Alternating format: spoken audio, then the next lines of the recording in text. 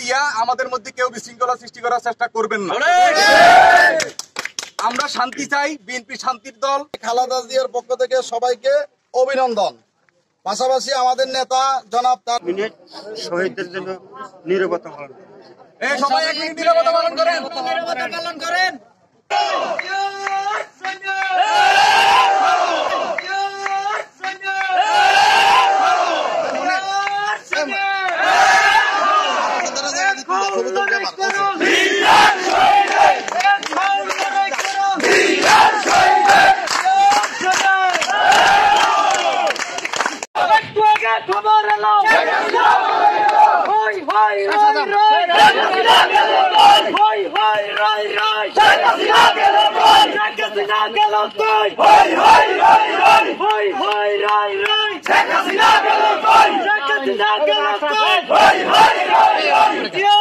সবাই